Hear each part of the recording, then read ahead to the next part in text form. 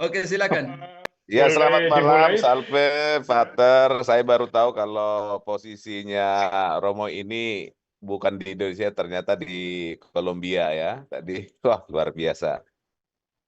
Jam berapa sekarang di Kolombia? 9.15 pagi. Oh, luar biasa. Oke. Dan selamat malam juga untuk rekan-rekan yang lain dari seluruh penjuru Indonesia juga ini ya. Saya tadi ingin menanyakan, Pastor, jadi kan untuk yang di kalangan di luar Katolik itu, khususnya karismatik itu perpuluhan itu sangat dominan menjadi kekuatan dari pelayanan, ya, yang saya rasakan juga, dan itu membentuk eh, karakter jemaat dari pengikut yang di luar Katolik itu, karismatik khususnya. Nah, tadi ayat itu, terima kasih Romo dari berbagai sudut pandang ya, luar biasa. Kita pemahaman Alkitab ini kembali ke sejarah, kembali ke beberapa masa, kembali ke beberapa tempat, ya kan? Karena eh, contoh dari Yudea ke Antioquia itu kan, ya kita susah membayangkan itu dan di mana. Masalah sunat ya, masalah sunat. Iya, masalah Tradisi sunat sunat. ini. Ya, ada dari eh, Yahudi ya harus menyeberang dulu ke adat Yunani. Artinya, wah, kita terbawa tadi itu. Nah, yang ingin saya tanyakan ini eh, masalah persepuluhan untuk kaum Lewi akhirnya itu berubah ke Melkisedek. Tadi Pak Romo bilang eh, bukan kepada pendeta. Pemahaman saya imamat itu bukankah selevel dengan pendeta, Master? Imam yang ada di Alkitab itu gitu. Oke, tidak selevel, Pak. Tidak ada pendeta dalam Alkitab. Kalau diterjemahkan menjadi pendeta, karena pemahaman awam kayak saya ini, imam Katolik ya selevel dengan pendeta di apa di apa ya Oke. istilahnya? Sekarang kita Seperti itu. kupas apa yang dibuat oleh imam. Ya, Bisa mengerti? Oke. Dew, bantu dulu Keluaran 29 ayat 36-37. Apa yang dibuat oleh seorang imam dan harus ada apa? Ya, Keluaran 29 ayat 36-37. Tiap-tiap hari haruslah engkau maaf saya ulangi. Tiap-tiap hari haruslah engkau mengolah seekor lembu jantan menjadi korban penghapus dosa untuk mengadakan pendamaian, dan haruslah kau sucikan mezbah itu. Dengan mengadakan pendamaian baginya, haruslah engkau mengurapinya untuk menguduskannya. 7 hari lamanya haruslah engkau mengadakan pendamaian bagi mezbah itu. Haruslah engkau menguduskannya, maka mezbah itu akan menjadi maha kudus. Setiap Uh, orang yang karena kepada sudah. mezbah itu.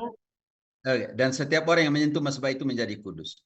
Pertanyaan saya ke Pak Tessa, masih banyak ya dalam perjanjian lama. Nanti kita sentuh ini baru melayani mezbah, Pak. iya, iya, Di iya. Protestan karismatik ada mezbah, ada altar. Tidak ada.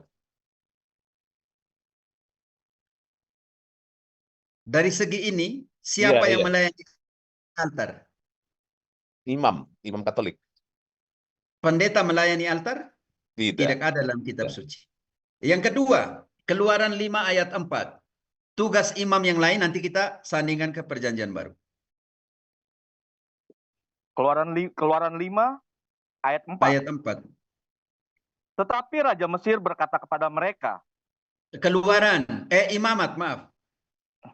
Ya, Imamat 5 ayat 4. Dew, engkau pakai jauh banget suaranya. Halo Romo, Engkau pakai headset? jelas? Jelas? Yo, sekarang baru jelas. Ya. Imamat 5 ayat 4. Atau apabila seorang bersumpah teledor dengan bibirnya, hendak berbuat yang buruk atau yang baik, sumpah apapun juga yang diucapkan orang dengan teledor, tanpa menyadari hal itu, tetapi kemudian ia mengetahuinya, maka ia bersalah dalam salah satu perkara itu. Jadi, apabila ia bersalah dalam salah satu perkara itu, haruslah ia mengakui dosa yang telah diperbuatnya itu. Dan haruslah ia mempersembahkan kepada Tuhan sebagai tebusan salah karena dosa itu seekor betina dari domba atau kambing, menjadi korban penghapus dosa. Dengan demikian, imam mengadakan pendamaian bagi orang itu karena dosanya.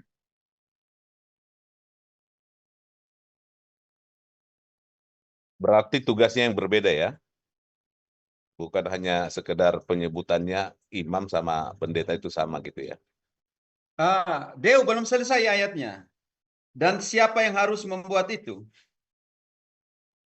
Ketimbang itu suaramu, saya tidak tahu, saya punya apa atau saya harus pakai ini dah. Ya, mungkin pakai earphone, Lebih Romo. keras lah teman-teman. Halo, jelas gak, Romo? Pakai earphone coba, Romo. Jelas. Kalau suara saya jelas ini, Romo? Jelas, Om. Oke. Saya rasa kecil ya, minta maaf ya teman-teman. Saya pakai ini sih. Oke. Ayat 6-nya, Deo. Apa yang dibuat oleh seorang imam? Dan haruslah ia mempersembahkan kepada Tuhan sebagai tebusan salah karena dosa itu seekor betina dari domba atau kambing, menjadi korban penghapus dosa. Dengan demikian, imam mengadakan pendamaian bagi orang itu karena dosanya. Oke. Pak, ayat 13-nya, Deo. Dengan demikian, imam mengadakan pendamaian bagi orang itu karena dosanya dalam salah satu perkara itu, sehingga ia menerima pengampunan. Selebihnya adalah bagian Sudah imam. cukup, Deo. Pak, di dalam perjanjian lama, ini kita bilang perubahan dari perjanjian lama, doktrin perjanjian lama ke doktrin perubahan atau penggenapan. Sekarang pertanyaan untuk Pak Tessa. Tugas imam di dalam perjanjian lama, dua tadi yang kita contoh ambil. Pelayanan mesbah, kurban penghapusan, kurban setiap hari harus melakukan kurban di atas mesbah, di atas altar. Dan yang kedua, dan siapa yang menyentuh altar adalah kudus. Dan yang kedua, tugas imam di dalam perjanjian lama adalah pendamaian, Pak. Pendamaian dalam penghapusan dosa. Sekarang kita masuk, contoh dari dua contoh ini, kita masuk ke dalam perjanjian baru. Contoh perjanjian baru, Pak. Siapa yang menerima otoritas untuk sakramen pendamaian? Siapa, Pak Tes? Pastor Katolik. Iya. Imam. Ayatnya di mana? Imam. Oke. Yang tadi kalau di dalam perjanjian lama, imam melakukan ritus pendamaian dengan melakukan mendengarkan pengakuan dosa yang tadi 5 ayat 4 selanjutnya, imam mendengarkan pengakuan dosa dan melakukan ritus ekspiasi, ritus pendamaian dengan mengorbankan korban untuk penghapusan dosa.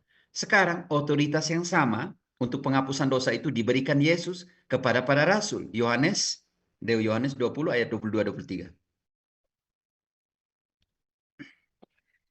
Yohanes 20 ayat 22-23.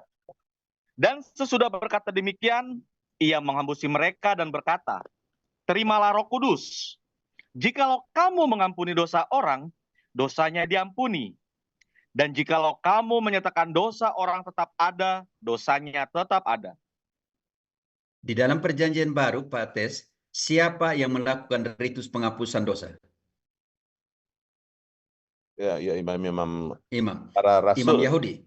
Tidak, dalam perjanjian lama. Imam Yahudi. Imam Yahudi, ya. Sekarang di dalam perjanjian baru, siapa yang adalah utusan pendamaian, utusan ekspiasi? Para rasul. Itu Paulus tegaskan di dalam 2 Korintus 5 ayat 18-21. Deo, semuanya dari Allah yang mendamaikan manusia dengan surga, dengan Allah di dalam Yesus Kristus, dan yang mempercayakan kepada kami. Oke, Deo. 2 Korintus 5 ayat 18. 18. Ya.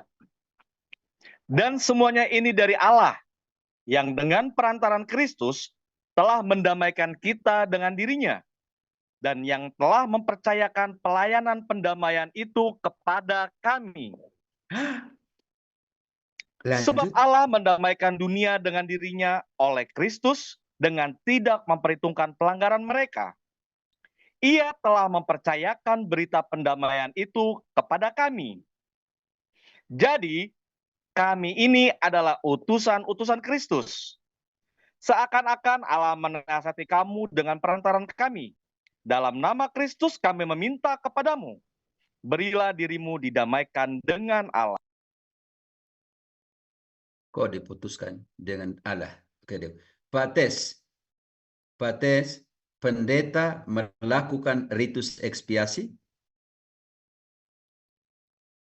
Ya, ritus ekspiasi apa itu? Ritus pendamaian, penghapusan dosa? Oh, tidak. Karena mereka tidak berhak. Tidak ada sejajar antara pendeta dan imam yang merayakan ibadah di dalam Biblis, di dalam kitab suci Alkitabiah adalah imam, bukan pendeta. Satu ayat yang mengatakan pendeta ada di mana? Enggak ada, Pak. Ya. Itu yang pertama dari penghapusan dosa. Sekarang, karena imam perjanjian lama mempersembahkan tiap-tiap hari kurban di atas altar. Dan sekarang bagaimana? Imam-imam perjanjian baru, karena tadi dia mengubah ritus Harun ke ritus Melkisedek, ritus Harun mempersembahkan kurban bakaran, ritus Melkisedek mempersembahkan apa, Pak Tessa?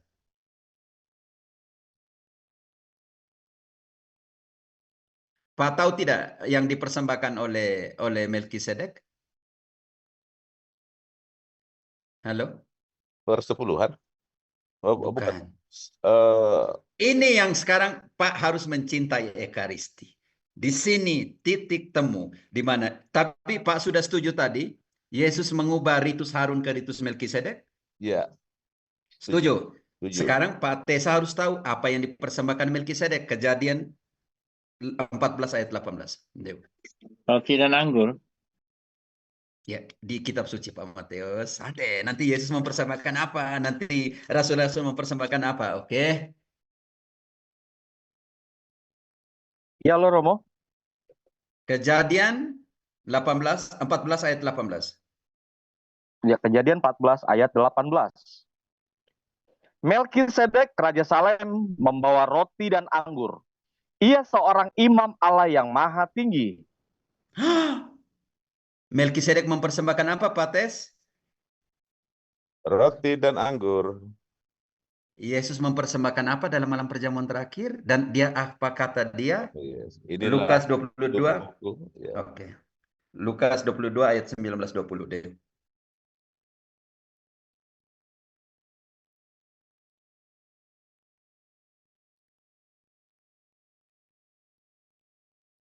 Halo, Lukas 22, 19, 20. Lalu ia mengambil roti, mengucap syukur, memecah-mecahkannya dan memberikannya kepada mereka. Katanya, inilah tubuhku yang diserahkan bagi kamu. Perbuatlah ini menjadi peringatan akan aku. Demikian juga dibuatnya dengan cawan sesudah makan. Ia berkata, cawan ini adalah perjanjian baru oleh darahku yang ditumpahkan bagi kamu. Dan kembali ayat 19, saya mau tekankan, siapa yang merayakan ritus yang kita namakan anamnesis atau yang kita namakan askara di dalam Yunani. Kembali ayat 19. Lalu ia mengambil roti, mengucap syukur, memecahnya kepada mereka. Katanya, inilah tubuhku yang diserahkan bagi kamu. Perbuatlah ini menjadi peringatan akan aku. Pak Tes garis bawahi dengan perbuatlah ini sebagai kenangan, ingatan akan daku. Ini yang kita namakan dalam Yunani anamnesis. Atau yang di dalam Yahudi, keyahudian, di dalam kitab suci perjanjian lama yang namanya askara. Bilangan 10-10.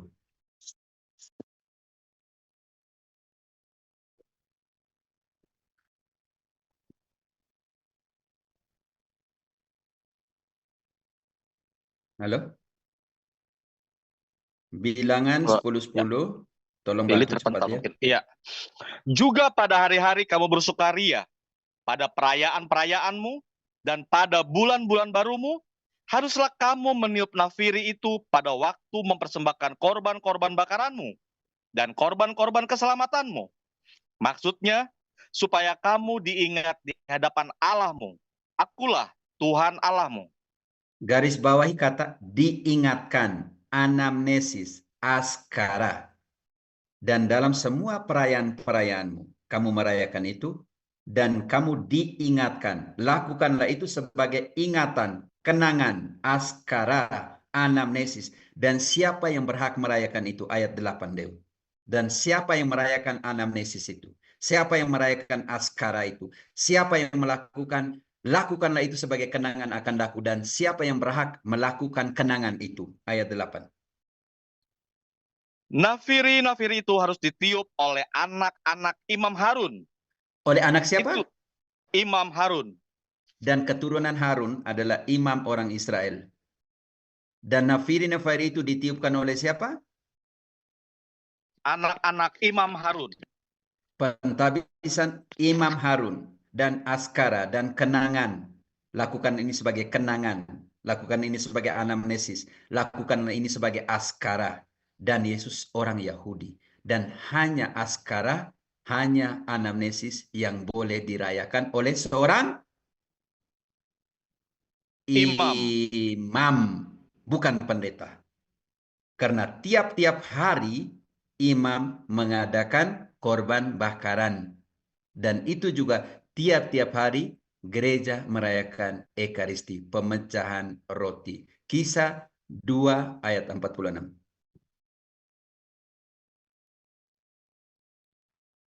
Dew. Dengan bertekun dan dengan sehati, mereka berkumpul tiap-tiap hari dalam bait Allah.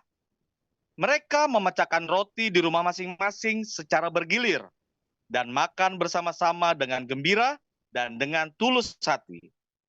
Pak Tes, berapa kali mereka merayakan Ekaristi? Tiap hari. Berapa kali pendeta merayakan simbol di sana? Pak Tes kan 10 tahun. Berapa kali pendeta karismatik merayakan yang kalian bilang perjamuan? Iya, jadi ada beberapa gerejanya tidak pernah, ada seminggu sekali, ada sebulan sekali. Yang terakhir ini, dia bahkan tiap hari. Nah, ini Sudah yang mau ikut saya, lagi? iya, ini mau saya tanyakan sama Pastor. Terlepas dia itu bukan yang berhak, ya, karena jalur apostoliknya tidak ada dari Roma. Yang dibuatnya itu tetap dia tidak sah atau bagaimana, Pastor? Tidak sah. Kita bantu dengan Korintus. Yang dibuat oleh teman-teman sebelah itu dikategorikan di sini. 1 Korintus 11 ayat 17-22. Ini mereka lakukan. Bukan nanti ayat 23 selanjutnya. Yang kalian harus rayakan adalah yang saya teruskan kepada kamu karena saya terima daripada Rasul. Terima dari Tuhan. Kalau tidak ada sistem yang Pak bilang susesi, penerusan tradisi atau paradosis, itu perayaan yang dikategorikan di dalam ayat 17-22 dari 1 Korintus 11 itu. Ya. Dalam peraturan-peraturan yang berikut, aku tidak dapat memuji kamu. Sebab pertemuan-pertemuanmu tidak mendatangkan kebaikan, tetapi mendatangkan keburukan. Sebab pertama-tama aku mendengar bahwa apabila kamu berkumpul sebagai gereja, ada perpecahan di antara kamu. Dan hal itu sedikit banyak aku percaya. Sebab di antara kamu harus ada perpecahan supaya nyata. Nanti siapa di antara kamu yang tahan uji? Apabila kamu berkumpul, kamu bukanlah berkumpul untuk makan perjamuan Tuhan. Sebab pada perjamuan itu, tiap-tiap orang memakan dahulu makanannya sendiri, sehingga yang seorang lapar dan yang lain mabuk. Apakah kamu tidak mempunyai rumah sendiri untuk makan dan minum?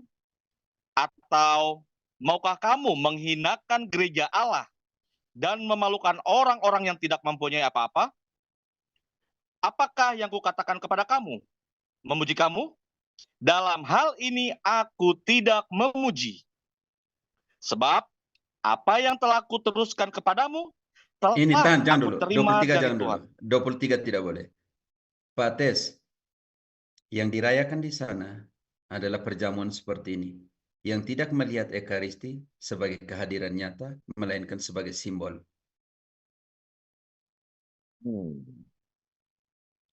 Tapi dalam Ekaristi tidak. dalam pengakuan yang ini pendeta ini dia bilang dia meyakini bahwa itu adalah tubuh dan darah Kristus. Terlepas Dan dia biasa. bukan, tapi terlepas dari situ, dia Ya. satunya meyakini, satunya dia harus imam yang merayakan anamnesis. Yang askara itu dirayakan oleh seorang imam, bukan orang yang bukan imam. Ya. Tadi yang kita bahas anamnesis dan askara tadi.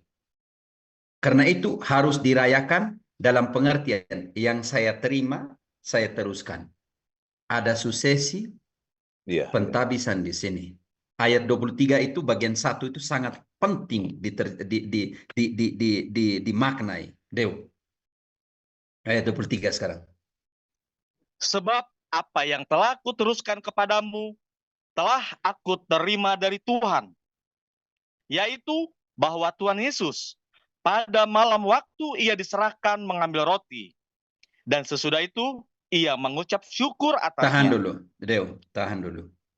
Pates, mereka mempunyai suksesi apostolik karena di sini dikatakan untuk Ekaristi yang saya teruskan kepada kamu adalah yang saya terima dari Tuhan. Ingat bahwa Paulus tidak berada di dalam malam perjamuan terakhir. Dan dia harus terima dari siapa? Dari Petrus. Daripada rasul yang lain. Ya. Karena dia sudah ditabiskan di dalam Kisah bab 13 ayat 2.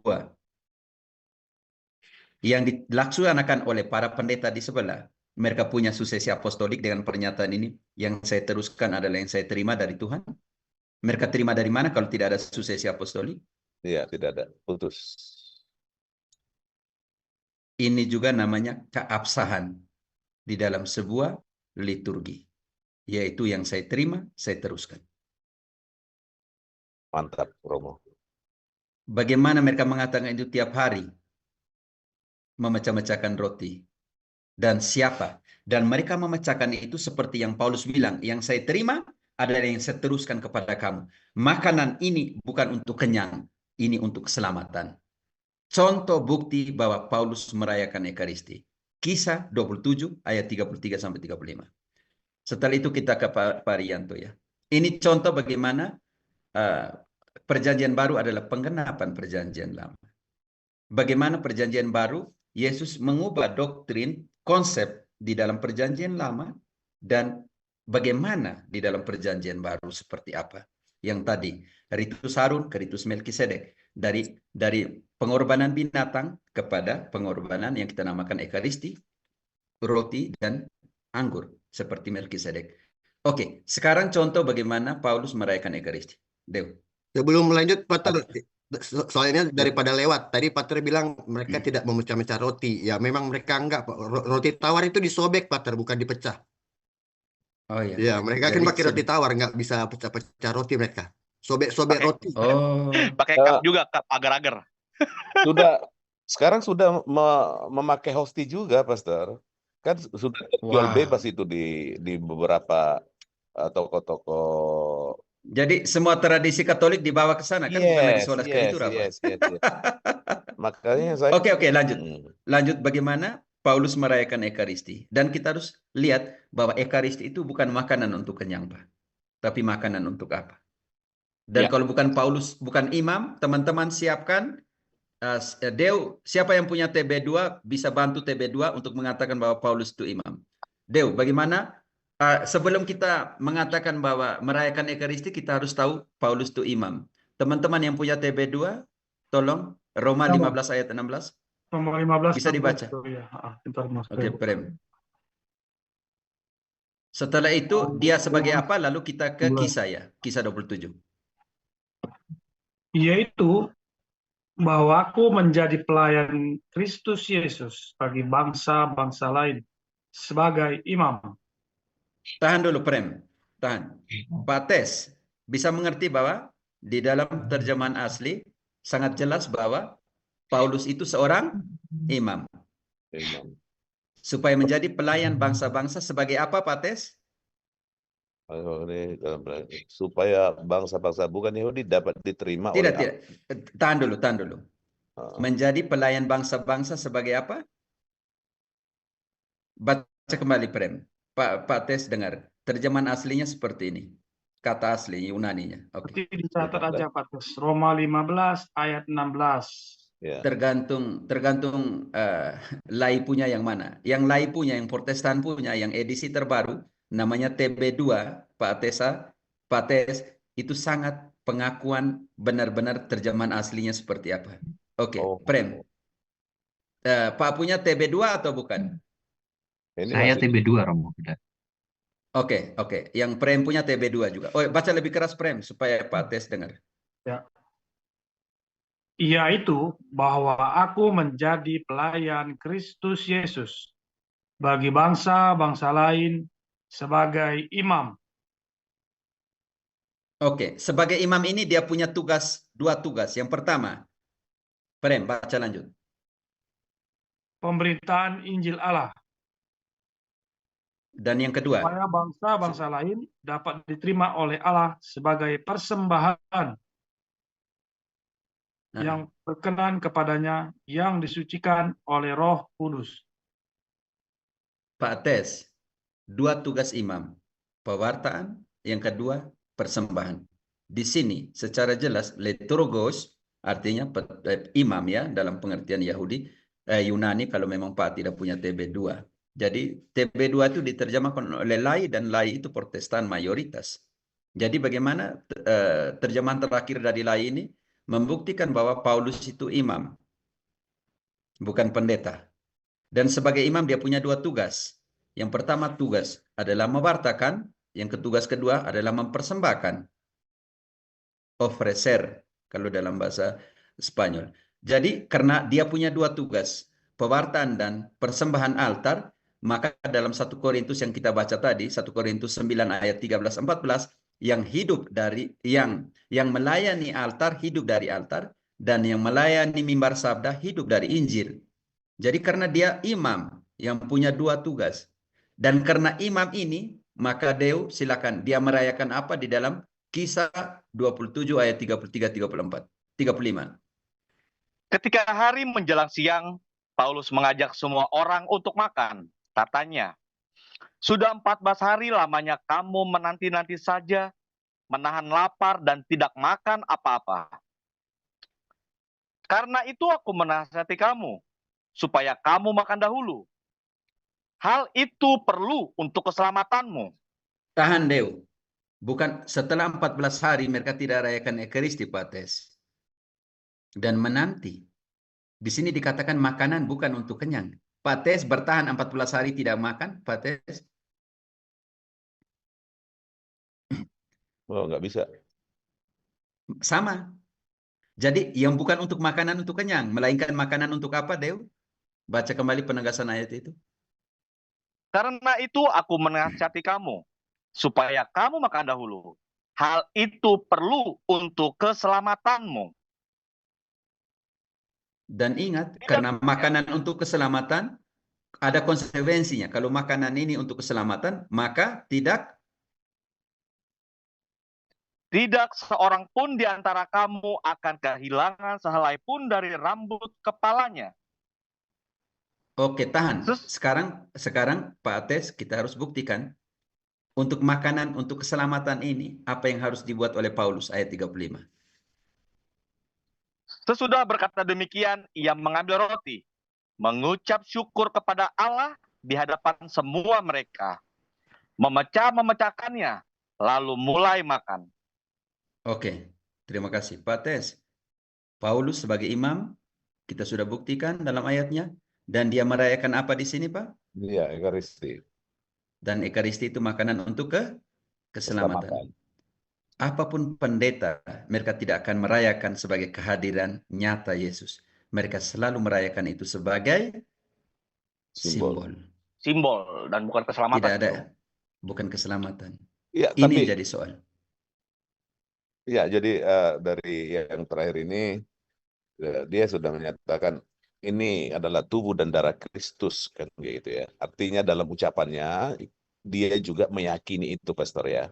Walaupun pada akhirnya begitu kita berbicara apostoliknya, jalur apostoliknya, dia tidak termasuk lagi seperti imam yang disampaikan oleh Rasul Paulus, yang diterima langsung oleh yang diterima dia dari Rasul Dari Tuhan. ya, Dan dari terus Tuhan. yang lain untuk Dari- diteruskan.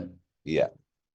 Di sini dengan penjelasan ini ya terima kasih ya Pastor ya, sangat sudah jelas sekali ya, Dan tidak karena itu imam, Hmm. dan itu karena imam, dia itu imam, tugasnya utama imam itu disetarakan dengan Yesus sebagai imam besar. Penting Pak, Ibrani 2 ayat 17. Di dalam segala hal, saudara-saudaranya ini, imam-imam ini disetarakan dengan Yesus. Dalam hal apa? Nanti kita baca.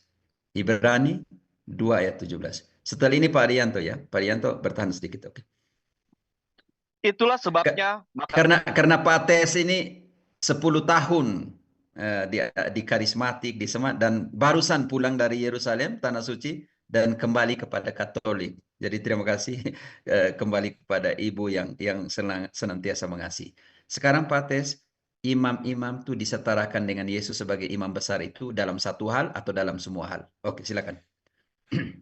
itulah sebabnya, maka dalam segala hal ia harus disamakan dengan saudara-saudaranya, supaya ia menjadi imam besar yang menaruh belas kasihan. Tahan dulu, Deo, tahan dulu. Supaya ia menjadi imam besar. Kalau dia imam besar, saudara-saudara yang lain itu imam atau tidak, Pak? Pak Tes. ya Pastor. Kalau Yesus adalah imam besar di sini, saudara-saudara yang lain adalah imam atau tidak? Iya, Karena imam besar adalah kepala imam, kepala para imam. Kalau begitu dikatakan, dalam segala hal dia disetarakan dengan saudara-saudaranya supaya ia menjadi imam besar, artinya saudara-saudaranya ini imam atau tidak? imam. Baca kembali itu. Terima kasih Pak Tes. Oke. Kalau pendeta yang berani menjawab tidak, itu memang pendeta ini sangat kurang ajar. Oke. Dia baca kembali ayat itu. Itulah sebabnya, maka dalam segala hal ia harus disamakan dengan saudara-saudaranya, supaya ia menjadi imam besar yang menaruh belas kasihan dan yang setia kepada Allah untuk mendamaikan dosa seluruh bangsa. Hanya imam yang bisa dua hal ini. Pengakuan dosa dan merubah roti jadi tubuh. Dua pekerjaan yang tidak bisa dibuat oleh siapapun. Mantap Pastor, mantap. Oke, Pak Tes. Kita ke Pak Rianto ya. Oke. Silakan, Angkel. Halo Uncle, Ya. apakah masih ada? Apa sudah live ya? Enggak, masih ada di sini, Angkel. Oh ya, silakan Pak Rianto, Uncle. Halo. Uncle Rianto. Oh, oke. Sorry. Saya sudah setengah separuh jalan, harus kembali lagi. Singkat saja, sebetulnya ada 3 pertanyaan, tetapi semua berkaitan dengan Alkitab. Pertama,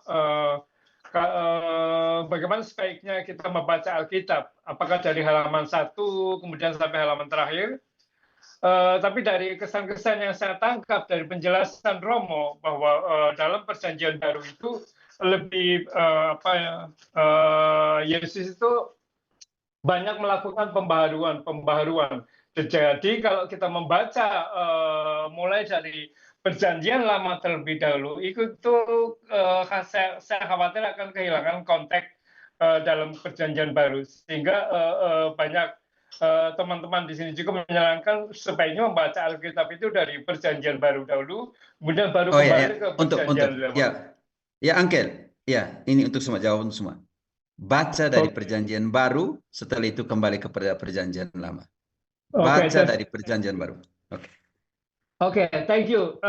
Yang kedua, saya sempat mencatat beberapa kata. Romo menyebutkan soal menggagahi, kemudian persoalan kata jika, kemudian juga soal perempuan yang lebih mendorong kepada soal kepemilikan. Pertanyaan saya adalah dalam Alkitab Indonesia itu sebetulnya terjadi problem penerjemahan atau problem penafsiran karena kalau kita melihat dari sudut terjemahan, tentu yang penerjemahan itu para ahli Katolik juga ada, para ahli Protestan juga ada. Jadi mereka juga orang pandai, orang pintar. Mereka pasti dalam menerjemahkan itu selalu mengkaitkan dengan leksikonnya, historis dan kontekstual. Saya yakin itu. Kalau memang kita melihat bahwa kemudian ada revisi menjadi Alkitab versi yang kedua. Kalau kita juga masih meragukan soal Alkitab kedua ini, kenapa kita sebagai orang Katolik tidak menggunakan saja Alkitab Katolik gitu loh, yang dulu pernah diterbitkan oleh Lembaga Biblika Indonesia. Itu ya. Oke. Kemudian Yang kedua dulu. ketiga, Oke. sekaligus saja. Yang kedua dulu. Yang ketiga Oke, sekaligus bahwa ya, yang ketiga itu sorry ini mungkin soal pribadi. Romo selalu menjelaskan tentang contoh-contoh kecil. Bolehkah saya mendengarkan contoh-contoh yang lebih besar gitu sehingga itu membuat ada strong opinion bagi kita yang mendengarkan di sini. Itu saja, sambil jalan lagi saya mendengarkan via Bluetooth. Thank you. Oke, langsung contoh ya, contoh dalam terjemahan. Teman-teman lihat dalam tadi yang tadi menggagahi ya. Contoh dari kejadian dari Kisah 19 ayat 16 ya. Di sini ternyata ada kata penting sekali di sini dalam bahasa Spanyol, saltando sobre ellos dan mendominasinya di sini dari kata ini. Kalau di dalam Yunani dia hanya pakai satu kata. Ini penting sekali. Dia hanya pakai kata ini. Dia hanya pakai te había enseñado. Kalau kita tekan di sini akan dibawa ke kata kuriau, artinya enseñorean. Kalau kita terjemahkan enseñorean ini ke dalam bahasa Indonesia, contohnya ya teman-teman, kita copy definisi ini. Contohnya kita definisi 2 dulu ya. Kita copy ini, kita masuk ke dalam traduktor ya.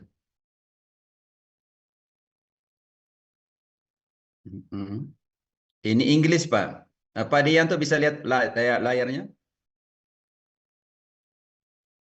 Pak Dianto, bisa ya? Atau kita ke Indonesia aja? Sepertinya sambil jalan itu. Oke, jalan-jalan. Oke, nggak bisa. Jadi dalam bahasa Indonesia untuk menguasainya, ya untuk mengendalikannya dan untuk menundukkannya. Tidak ada satu kata pun yang mengatakan bahwa itu untuk mengapa dalam bahasa Indonesia tadi? Iya. Saudara-saudara? Menggagahi. Untuk tidak tahu mereka ambil dari mana kata untuk menggagahi. Kan lucu. Begitu. Jadi contoh seperti itu. Maksudnya untuk menggagahi ini mereka ambil dari mana? Kata kuriau itu mereka ambil diterjemahkan untuk menggagahi dan menggagahi. Sedangkan di sini hanya pakai kata satu kata saja, yaitu menguasai. Ini kata ini. Jadi hal maksud saya selalu katakan hal kecil ya. Maksudnya hal kecil tetapi dampaknya keras. Makanya kalau ada Bruder Marcel dia membaca ini dia akan terbahak-bahak. Karena apa? Karena kata menggagahi nanti ada kaitan dengan keluar telanjang. Jadi ini yang tadi Pak Rianto bilang. Dan yang kedua ya tentang perempuan tadi ya. Itu yang kita harus melihat terjemahan Indonesia itu seperti apa. Saya punya kecemasan bahwa terjemahan itu dipengaruhi dengan teologi dan doktrin Protestan di dalam lai. Contoh kecil, Deu, engkau baca Efesus, ini penting sekali. Efesus 5 ayat 25. Nanti bagaimana kita lihat terjemahan aslinya seperti apa. Saya menyesali sebenarnya. Tolong dibaca. Ya. Hai suami, kasihilah istrimu sebagaimana Kristus telah mengasihi gereja dan telah menyerahkan dirinya baginya. Bahasa asli jemaat, Romo. Ya, tidak. Baca gerejanya. Enggak ada satu kata setelah itu. Baca aja. 26. Iya. Ya. Hai suami, kasihilah istrimu sebagaimana Kristus telah mengasihi gereja dan telah menyerahkan dirinya baginya untuk menguduskannya. Sesudah ia menyucikannya dengan memandikannya dengan air dan firman. Oke, di dalam bahasa Indonesia dipisahkan antara air dan firman. Bahasa asli tidak ada seperti itu. Dalam bahasa Spanyol contohnya, para santificarla habiendo purificado en el lavamiento del agua por la palabra. Artinya, untuk menyucikannya, untuk mempurifikasikannya di dalam pemandian air oleh sabda. Ingat, tidak ada kata air dan sabda. Bagaimana diterjemahkan ke Indonesia, Deo? Baca kembali. Iya. Bentar, Romo. Tadi di Indonesia kan bagaimana di Indonesia? Iya. Hai suami, kasihilah istrimu sebagaimana Kristus telah mengasihi gereja. Ayat 26. Untuk menguduskannya, sesudah ia menyucikannya dengan memandikannya dengan air dan firman. Di sini ada perbedaan, diletakkan dua spasi yang berbeda, ditaruh kata dan. Di sini yang jadi persoalan terjemahkan Indonesia. Ini kalau Om Angkel Arianto dan teman-teman bagaimana mengerti? Deo, engkau yang baca itu. Bagaimana engkau mengerti antara pemisahan antara air dan firman? Adakah pemisahan di situ? Baca itu Iya, ayat 26 yang bagian terakhir. Iya, sesudah ia menyucikannya dengan memandikannya dengan air dan firman. Artinya ada dua di situ. Dimandikan oleh air dan oleh Firman. Sedangkan aslinya dikatakan seperti ini. Dan teman-teman yang saya garis bawah ini. Untuk menyucikannya dan untuk mempurifikasikannya dalam pemandian air oleh firman.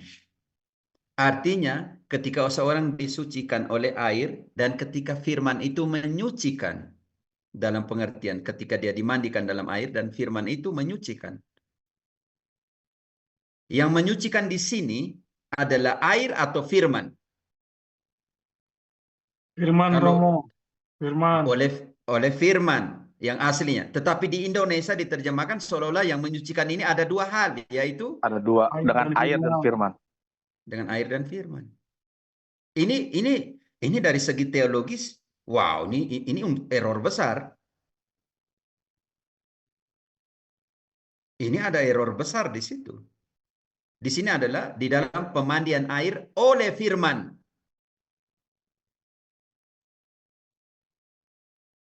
Ini bukan error kecil. Ini bagi saya error besar di dalam terjemahan.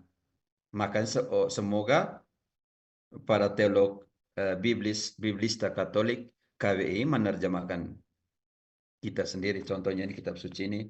Kitab suci banyak sekali. Kitab studi Katolik Kolombia punya tuh banyak dalam berbahasa Spanyol. Kita tidak mempersatukan, kita tidak terjemahan antara Protestan dan Katolik disatukan. Lihat saja Pendeta Jonathan bilang begitu banyak error di dalam terjemahan lain.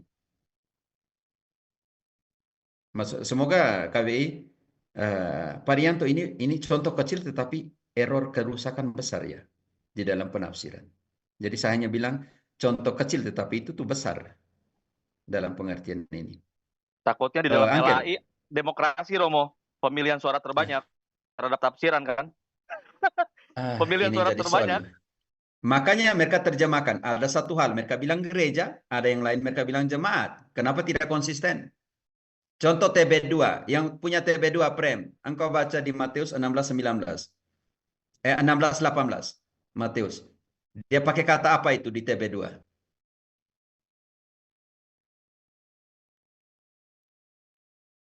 Matius Halo. 16:18.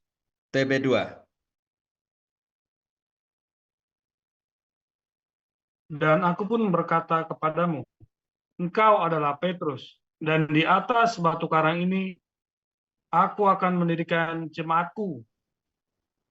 Pakai masih kata jemaat. Ya, Tetapi kalau di tempat Inggris, lain, ya, di di tempat Inggris lain dia maksudnya, pakai gereja. Semua bahasa pakai gereja. Inggris juga pakai gereja. Spanyol pakai gereja, eklesia. Portugis itu igreja. Hanya Indonesia yang lucu. TB2 sudah pakai gereja, Rom. Ya, makanya tadi saya suruh Prem baca dalam TB2. Ini TB2 sudah pakai gereja. Prem, kamu baca TB berapa? TB2. Oh, Robertus punya TB berapa nih? TB2, Rom. TB2 cetakan Jadi- pertama masih jemaat, Romo. Oh, sekarang TB2 TB2 tuh udah yang dua kali terakhir. cetak. Yang Aduh. dua kali cetak, Romo. Aduh, rusak. Loh, ada yang update lagi, Om? Ada. Ada, Om. Sudah gereja, Om. 16-18 itu sudah gereja. Ya, Iya, sudah tapi gereja.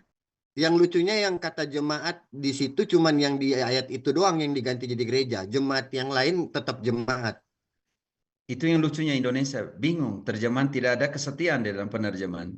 Iya, kalau sudah dibilang gereja kan berarti sudah harus nyata fisiknya gereja. Ini terjemahan baru ini membuka tabir Hierarkisnya. Iya.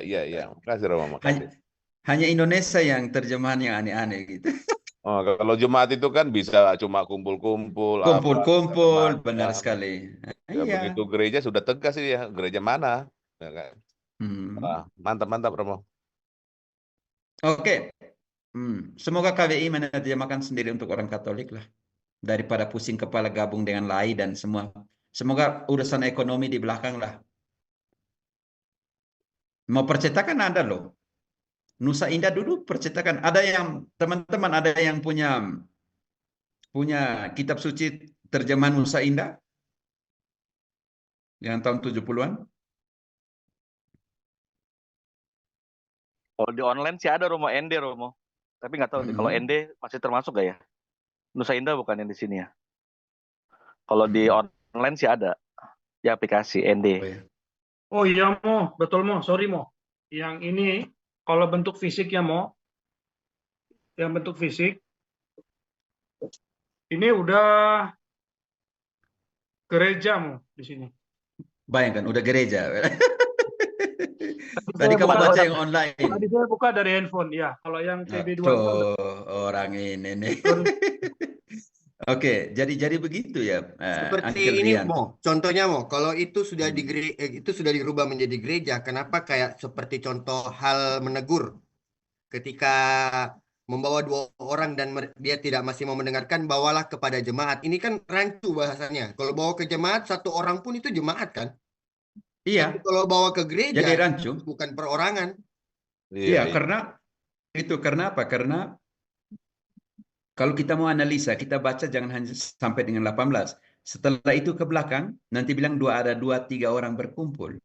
Jadi tapi dia punya posisi gereja itu di dalam ayat 17-18. Otoritasnya ada di situ. Ini yang hati-hati dengan penafsiran yang tutup ayatnya tertutup. Sedangkan ayat itu punya analogi, punya kaitan di dalam keseluruhan Alkitab. Yang kita namakan penafsiran komprehensif. Karena itu saya sendiri sedikit untuk Pak Rianto, ada 5 kriteria di dalam penafsiran. Pernah dijelaskan ya, Angel, saya pernah jelaskan tentang 5 kriteria penafsiran. Yang pertama penafsiran hermeneutik gramatikal, penting sekali. Penggunaan kata, sintaksis, peletakan kata dan penggunaan etimologi, leksikon. Yang kedua adalah penafsiran konteks historis. Ini yang hati-hati. Dan yang ketiga adalah penafsiran sastra. Gaya bahasa apa yang digunakan. Dan yang keempat adalah penafsiran liturgis. Pada gereja awal, gereja mula-mula, bacaan itu digunakan dalam liturgi yang mana, waktu liturgi mana. Dan yang kelima adalah penafsiran yang kita namakan magisterium punya. Karena begini Pak Tes, saya selalu ingat pernyataan Melo. Ada satu saudara-saudari dari kampung, dia sering juga. Di Malaysia dia bilang begini. Dia bilang penafsiran dan kebenaran itu seperti air sungai. Makin jauh dari mata airnya, penafsiran dan kebenaran itu makin keruh. Kalau kita mau kembali kepada kebenaran yang sesungguhnya, kita kembali ke mata air. Kalau seandainya mau yang benar seperti apa penafsiran, kembali kepada gereja yang mengkanonkan kitab suci itu. Kalau makin jauh dari mata air, dia makin keruh. Lihat aja air sungai kita punya. Makin jauh dari mata air, ke laut, dia punya sampah, dia makin hitam, makin keruh karena makin jauh dari mata airnya. Pergi cari yang asli, pergi kembali ke mata airnya. Ini yang kita maksudkan seperti itu, penafsiran magisterium, tradisi, bahwa gereja, dan saya tekankan kembali, gereja bisa hidup tanpa Alkitab tertulis. Tetapi gereja tidak bisa hidup oleh firman hidup, oleh pengajaran para rasul, oleh tradisi. Karena kalau semua harus ditulis di dalam kitab suci, tidak satu pun buku yang bisa memuatnya. Kata Rasul Yohanes menekankan dalam dua kesempatan. Di dalam Yohanes 20 ayat 30, di dalam Yohanes 21 ayat 25. Mulai dari 20 ayat 30, Dew Yohanes. Yohanes 20 ayat 30. ya. Yohanes 20 ayat 30. Maaf, ini saya masih pakai ya. Memang masih banyak tanda lain yang dibuat Yesus di depan mata murid-muridnya yang tidak tercatat dalam kitab ini. Tetapi semua yang tercantum di sini telah dicatat, supaya kamu percaya bahwa Yesuslah Mesias, Anak Allah, dan supaya kamu oleh imanmu memperoleh hidup dalam namanya. Pak Tes, yang tidak tercatat di dalam Injil ada di mana? Ada di mana? Di dalam kitab ini. Ya, yang tidak tercatat di dalam kitab Injil, kata Yohanes, kalau begitu ada di mana? Isi suci. Jangan lupa tradisi. Supaya kamu percaya. Ya, Yohanes 21 Pak Tesa dengan Yohanes 21 ayat 25 deh. Yohanes 21 ayat 25. Masih banyak hal-hal lain, saya ulangi, masih banyak hal-hal lain lagi yang diperbuat oleh Yesus. Tetapi jikalau semuanya itu harus dituliskan satu persatu, maka agaknya dunia ini tidak dapat memuat semua kitab yang harus ditulis itu. Ada di mana kalau begitu? Yang tidak dimuat di dalam kitab suci tertulis. Ada di mana? Kebiasaan, tradisi. Ada tradisi. Orang Yahudi pun demikian, Pak. Yang tidak tercatat dalam Torah, Ketubin, dan Nebiim, ada di Misna. Ada di Midrash, yaitu tradisi mereka punya. Ini yang harus kita lihat. Dan Kristen Protestan kehilangan tradisi. Orang Yahudi saja punya tradisi Misna, Midrash. Dan orang Yahudi punya Kohen Gadol, yaitu magisterium untuk menginterpretasi. Yang kita namakan sama Katedra San Pedro atau Katedra Santo Petrus. Tugas magister ini yang namanya magisterium untuk menafsirkan. Mereka punya Kohen Gadol. Protestan punya Kohen Gadol, punya magisterium, berarti mereka bukan kepenuhan dari perjanjian lama. Kalau dari kepenuhan, maka harus ada Kohen Gadol di dalam perjanjian baru. Harus ada magisterium yang kita namakan, yang mengajarkan. Seperti orang Yahudi punya Kohen Gadol yang mengajarkan dan menginterpretasi semua kitab suci untuk kebutuhan orang Yahudi. Supaya yang keluar itu satu. Kalau yang keluar, kalau memang itu ada kebebasan interpretasi dalam orang Yahudi, Pak, berapa denominasi Yahudi yang ada waktu itu, Pak? Berapa? Tidak ada satupun. Hanya setelah 1500 tahun bertahan di dalam satu interpretasi, kesetiaan kepada magisterium, kesetiaan kepada otoritas, kesetiaan kepada tradisi dan kitab suci, muncullah Luther ini yang ingin memporak-porandakan kesetiaan itu. Dan hasilnya berapa? Dalam 10 tahun dari 1517 sampai dengan 1527,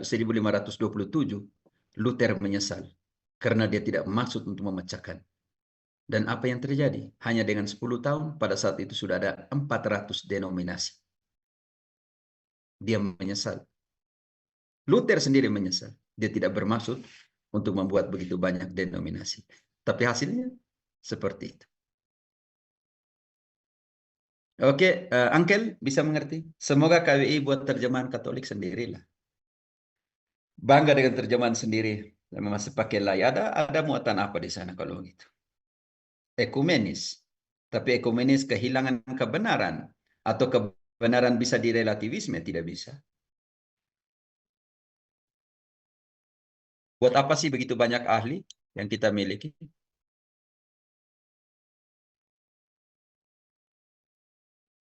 Oh, silakan, Dew. Iya, mau tadi saya Ya. penasaran. Jadi saya cek juga kan, saya ada beli 2 waktu saya masih dari Protestan.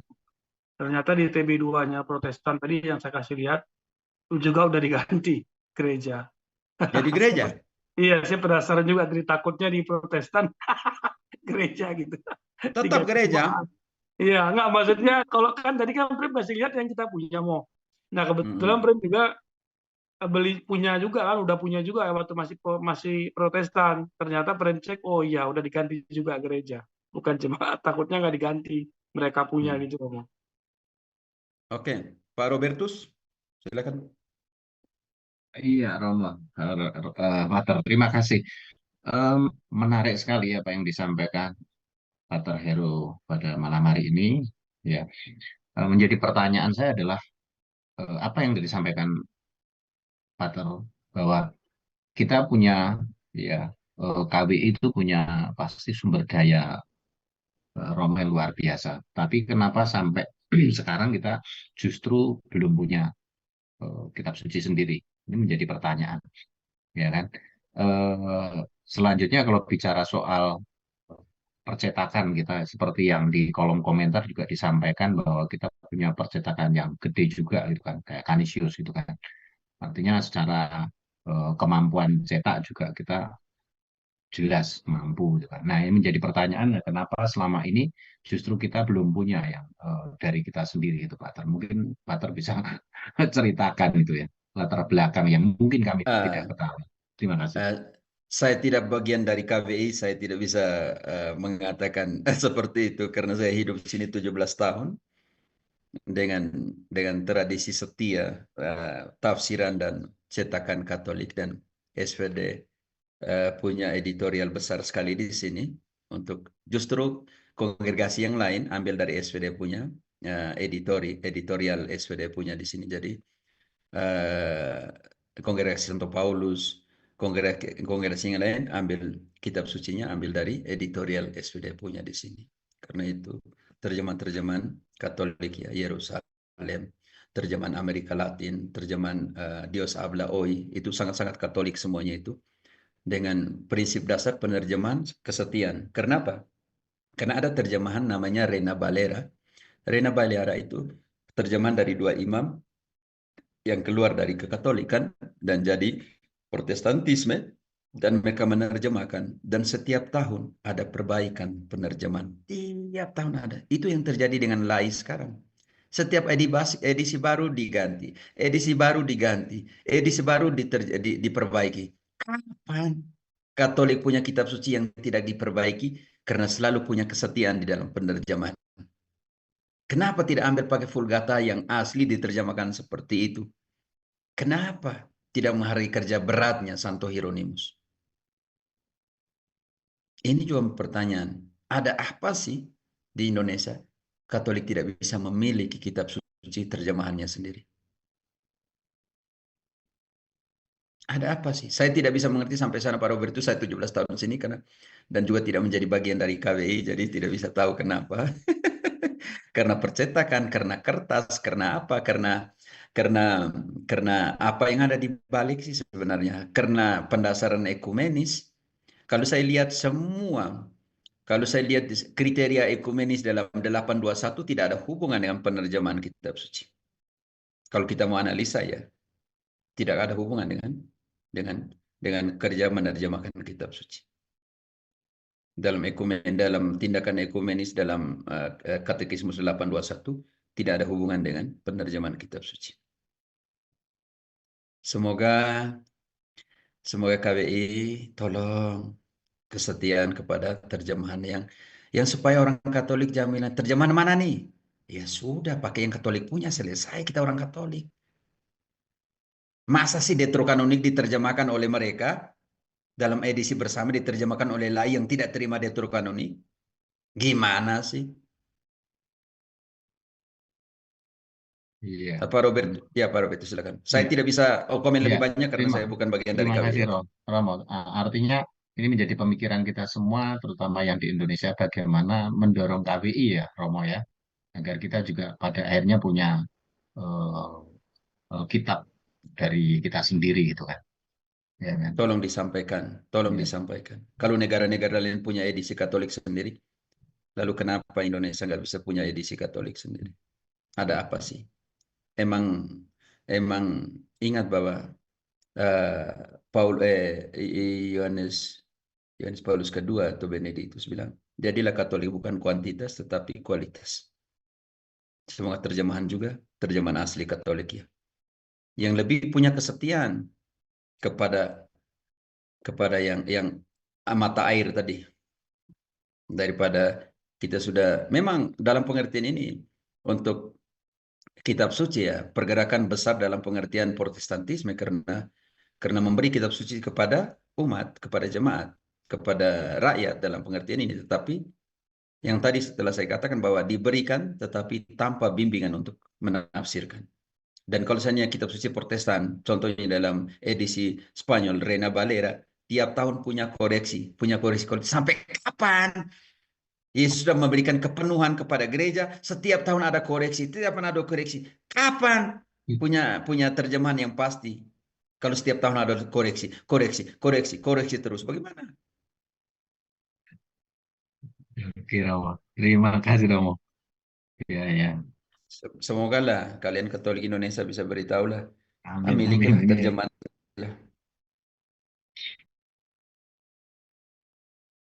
Ya. Karena saya belum lihat analisa koreksi dari pihak Katolik ya. Hanya karena ada satu yang Pendeta Jonathan serang itu terjemahan lain itu ya. Ada yang tulis di bawah pertanyaannya mungkin. Dew, saya nggak baca. Yang di kolom chat ada Ya, terjemah enggak.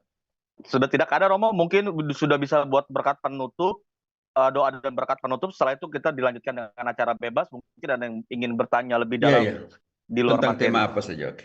Iya. Pertolongan kita sama Tuhan yang menjadikan langit dan bumi, dan oleh penumpangan tangan ini doa semua orang kudus di surga, kita semua diberikan berkat surgawi dan duniawi, istirahat dan perjuangan kita, khususnya tentang kesetiaan kita kepada doktrin ajaran yang benar, seperti gereja perdana di dalam Kisah 2 ayat 42, setia bertekun kepada pengajaran para rasul, demikian pun gereja didirikan di atas dasar para rasul, dan oleh cinta, ketulusan, materai yang dengan darahnya sendiri, kecuali Rasul Yohanes, yang rasul-rasul yang lain memateraikan penginjilan mereka dengan darah mereka sendiri sebagai martir, kita juga dilimpahi kasih karunia dari Allah, pengetahuan yang benar dalam nama Bapa dan Putra dan Roh Kudus. Amin. Terima kasih Romo. Terima kasih teman-teman. Oke. Ya, acara untuk bebas teman-teman, ya teman-teman. Ya, untuk yang masih mau bertahan dan bertanya, dipersilahkan, silakan. Tinggal membuka mic-nya dan langsung boleh bertanya. Acara bebas. Saya dulu. Dari tadi ini menunggu momen ini. Salve Pater.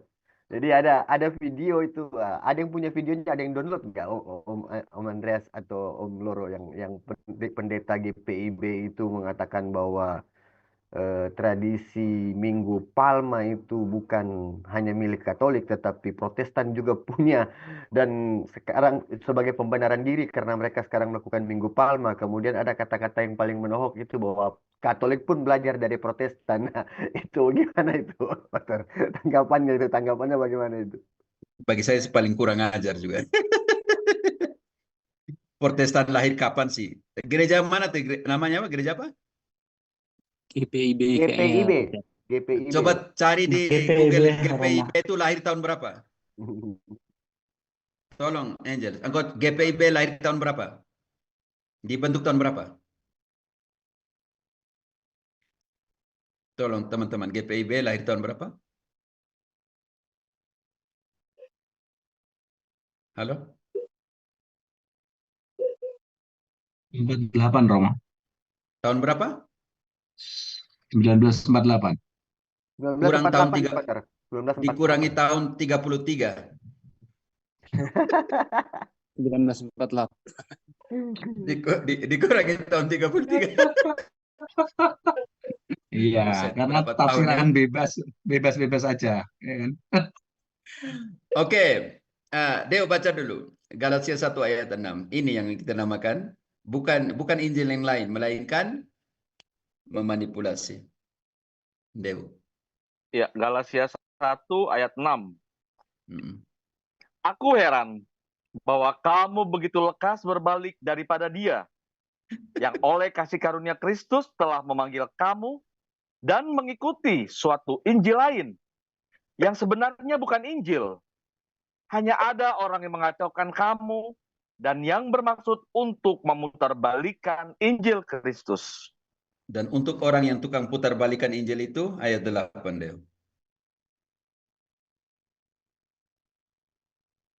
Tetapi sekalipun kami atau seorang malaikat dari surga yang memberitakan kepada kamu suatu Injil yang berbeda dengan Injil yang telah kami beritakan kepadamu, terkutuklah dia. Apa, Deo? Terkutuklah dia. Ayat 9-nya, kutukan kedua, yang sama. Seperti yang telah kami katakan dahulu, sekarang kukatakan sekali lagi. Jikalau ada orang yang memberitakan kepadamu suatu Injil yang berbeda dengan apa yang telah kamu terima, terkutuklah dia. Mereka tidak punya tradisi liturgis, Michael. Mereka ambil dari mana? Mereka ambil dari mana kalau itu?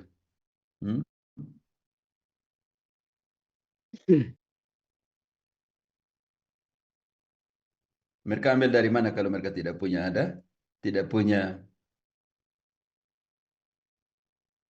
mereka tidak punya tradisi, mereka tidak punya ketaatan, mau ambil dari mana? Dari Sophie katanya. Dari Sophie ya. Karena itu kita punya tradisi liturgis. Deo bantu dulu. Ibrani 13.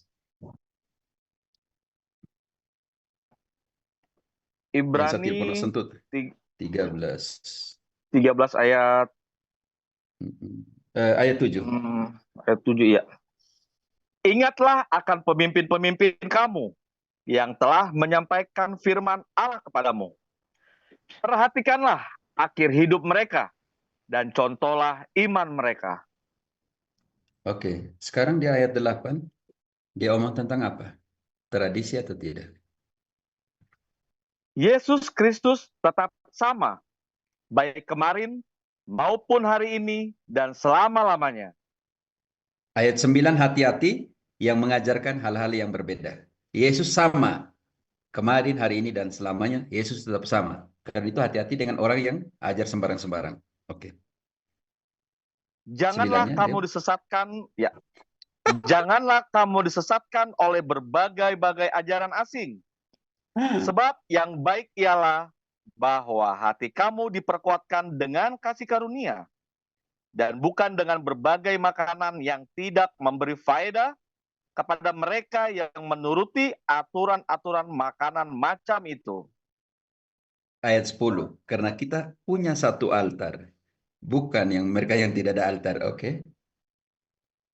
Kita mempunyai suatu mesbah, dan orang-orang yang melayani kemah tidak boleh makan dari apa yang di dalamnya. Masa lalu punya. Lalu Karena tubuh binatang-binatang yang darahnya dibawa masuk ke tempat kudus oleh imam besar sebagai korban penghapus dosa dibakar di luar perkemahan. Itu jugalah sebabnya Yesus telah menderita di luar pintu gerbang untuk menguduskan umatnya dengan darahnya sendiri. Sekarang bukan lagi binatang, melainkan darahnya siapa? Yesus Kristus. Inilah piala darahku, darah perjanjian baru yang Kekal. ini penting sekali. Jadi itu. Oke. Sekarang dia suruh kita untuk ikut Yesus, ayat 13. Karena itu marilah kita pergi kepadanya di luar perkemahan dan menanggung kehinaannya. Dan sekarang kita punya Roma, ayat 14. Roma. Di atas bumi ini kita punya kota abadi. Ibrani ditulis di Roma. Oke, baca ayat 14. Oh, ayat 14 ya Roma ya. Engkau tidak pakai kitab suci, engkau pakai internet. Ini jadi soal juga. Iya, enggak. Roma 13 ayat 14 ya Roma ya. Bukan, Ibrani yang sama ayat 14-nya. Iya, Ibrani 13 ayat 14. Sebab di sini kita tidak mempunyai tempat tinggal yang tetap. Kita mencari kota yang akan datang. Baca. Sebab itu marilah kita oleh Dia senantiasa mempersembahkan korban syukur kepada Allah, yaitu ucapan bibir yang memuliakan namanya. Dan janganlah kamu lupa berbuat baik dan memberi bantuan. Sebab korban-korban yang demikian yang berkenan kepada Allah. Ayat 17. Taatilah pemimpin-pemimpinmu dan tunduklah kepada mereka. Sebab mereka berjaga-jaga atas jiwamu sebagai orang-orang yang harus bertanggung jawab atasnya. Dengan jalan itu mereka akan melakukannya dengan gembira, bukan dengan hal itu tidak akan membawa keuntungan bagimu. Berdoalah terus untuk kami, sebab kami yakin bahwa hati nurani kami adalah baik, karena di dalam segala hal kami menginginkan suatu hidup yang baik. Berdoalah. Dan berdoalah. Dan ingat, kitab surat Ibrani ditulis di Roma. Jangan lupa itu. Ditulis di mana? Di Roma. Dan Ibrani adalah kitab imamat dalam perjanjian baru. Ditulis dari takhta Roma. Ditulis dari kota Roma. Tidak main-main. Bukan ditulis dari Jerman yang menghapus imamat.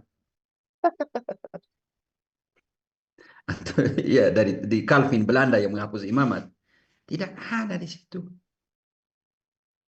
Jadi saudara-saudariku yang terkasih, jangan lupa itu. Taatilah kepada para pemimpin. Karena Luther tidak taat, lihat apa yang ada. Macam kebencian kepada Paus, lihat ya. Berapa ribu denominasi sekarang. Karena itu, Angels, yang seperti ini yang yang ikut siapa? Buset, kamu lahir tahun 1948. Bilang gereja Katolik. Ibarat gimana? Kalau Katolik belajar ke Protestan, berarti Katolik belajar berjalan ke Protestan. Padahal Katolik duluan berlari, Pastor. Lucu kan? Lucu, Katolik belajar tahun 1948. Pertanyaan saya, di mana pendeta di abad pertama, abad kedua, abad ketiga? Siapa namanya? Abad kelima, abad keenam, abad ketujuh sampai dengan abad ke-16. Siapa pendeta sebelum abad ke-16? Kalau pendeta pertama Martin Luther. 16 abad, di mana satupun pendeta, di mana satu Protestan yang mati karena jadi martir, di mana satu pendeta yang dibunuh di Colosseum Romanum, di mana satu pendeta yang dipenjarakan bersama Yohanes di Pulau Patmos. Di mana? Di mana satu pendeta yang ikut Santo Matius dan dibunuh? Di mana? Di Ethiopia.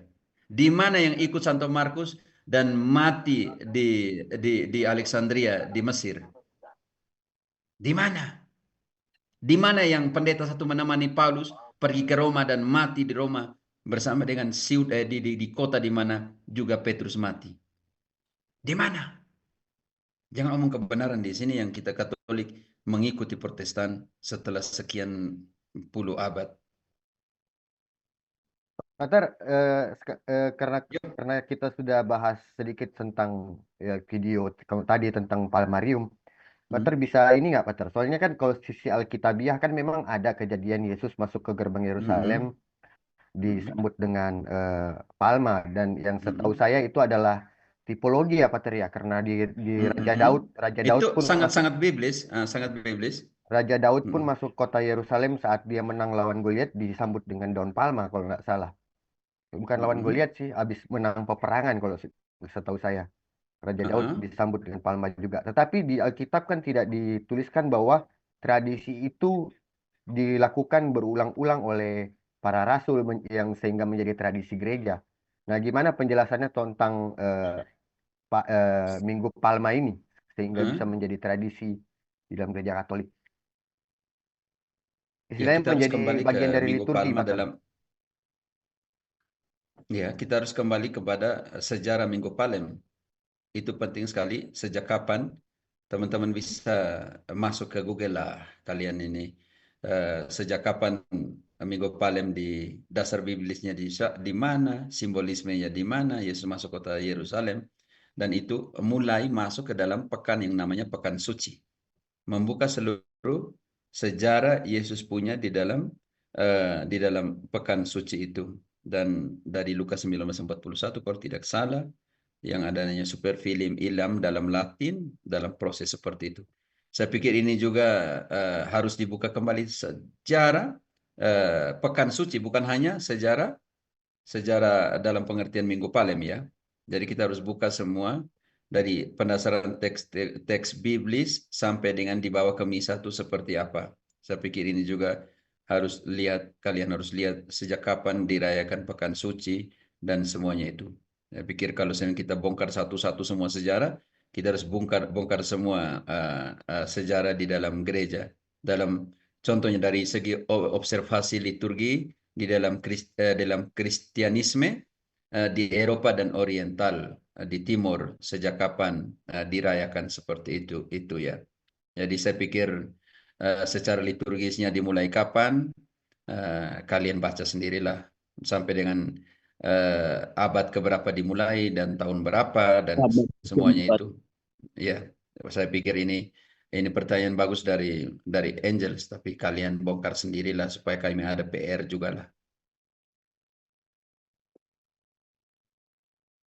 Halo. Angels, kalian bongkarlah. Bongkar sendiri di Google lah, cari sendiri. Nanti saya bongkar, Pater. Siap. Bongkar semua hal-hal seperti ini kan sejarah itu. Bongkar semua sejarah seperti apa. Itu hal yang saya senangi, Pater, bongkar sejarah itu. Langsung Bongkar, bikin jadi, video, Om. Mumpung belum hari Minggu nih, Om. Ya, karena tahun 1700 lebih sudah menjadi kebiasaan ya. Contohnya pembaptisan kita bongkar lagi di Dake kan. Di Dake. Dalam pengertian pembaptisan seperti apa? Di Dake tahun berapa? Di Dake itu tahun 64 ya, 56 semacam itu di Dake, bayangkan 64 sekitar 64 di Dake, bayangkan dokumen tradisi tua banget ya di Dake itu. Lihat aja di Dake liturgisnya seperti apa. Kita mulai kalau sudah ada omong tentang liturgis Ekaristi pembaptisan, pelan-pelan lah dalam proses seperti itu. Jadi saya pikir teman-teman Katolik banggalah kalian punya Kayaknya ada di tradisi. dokumennya Justinus Martyr itu, Pater. Nanti saya coba bongkar, Pater. Nanti bongkar Justinus Martyr tentang pembaptisan anak juga ada di sana semua. Oke, Sophie, nanti sejarah kalian bongkar lah ya. Sapu kepala ini terlalu kecil. Sophie, engkau angkat tangan tadi, Sophie? Deo, tadi Sophie ada angkat tangan. Ya, silakan teman-teman. Sudah tidak direkam dan boleh langsung buka mic dan bertanya ya. Ini sudah tidak direkam kok, Tadi jadi ada boleh langsung. Sophie tadi angkat tangan tadi, Sophie. Tes cek. Ya. Romo izin bertanya, Romo, tentang penafsiran dalam Alkitab. Kalau misalnya di Katolik itu, apakah disafisirkan satu orang kemudian disampaikan semua ke semua pembawa khotbah atau renungan, terus diwartakan sama atau pemahaman masing-masing. Terus bagaimana jika para umat yang membaca Alkitab terus punya kayak penafsiran begitu, dapat misalnya kayak ada ayat ini terus mungkin yang kita dapat dari ayat ini adalah seperti ini. Bagaimana itu, Romo? Satunya Lectio Divina. Itu Lectio Divina itu yang kalau yang pertemuan-pertemuan kalian yang selama ini yang sebelum Prapaskah ya tentang aksi puasa itu baca satu. Ini saya mau katakan yang ini kepada Sophie. Sophie, di dalam gereja itu ada sekitar puluhan metode Lectio Divina, pembacaan kudus. Jadi bukan hanya satu. Itu yang penting yang kau harus nanti pelan-pelan belajar metode-metode Lectio Divina, pembacaan kitab suci seperti apa. Oke, mau pakai sosial, mau pakai apa terserah. Oke, dalam pengertian ini supaya Sophie tahu bahwa bacaan yang sama dibaca di seluruh dunia di dalam gereja Katolik. Bacaan harian itu dari surat kitab ini, Mazmur dan Injil harian itu sama dari Roma sampai dengan Alaska. Sampai dengan yang paling ujung dunia, bacaan tetap sama. Kesetiaan kepada hal yang sama.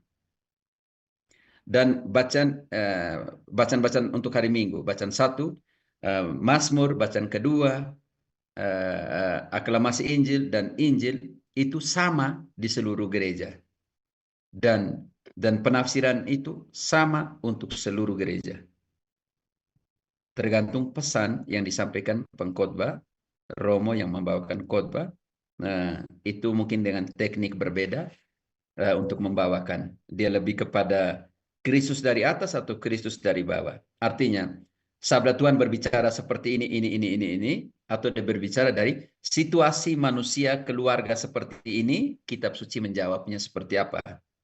Ini tergantung dari mana dia mulai. Dari kitab suci atau dari situasi hidup manusia, di mana kitab suci menjawab persoalan hidup. Dan itu banyak metode, Sophie. Jadi, saya tidak tahu kalian waktu masih di karismatik kan, pendeta yang ambil bacaan, dia suka-suka mau baca yang mana kan? Kalau di lama itu, Romo, ada kayak macam ibadah yang macam wilayah rohani kan itu. Kalau di kita kan komsel, terus di situ dikasih satu ayat, terus masing-masing umat itu menerjemahkan dengan penafsiran sendiri, begitu, Romo. Nanti terus dirangkum jadi satu, begitu, Romo. Jadi beda-beda penafsiran. Jadi kira-kira Romo bagaimana itu? Kayak kalau umat awam rumah Sophie itu misalnya baca Alkitab, terus di ayat itu dia atau di perikop itu dia, kita dapat satu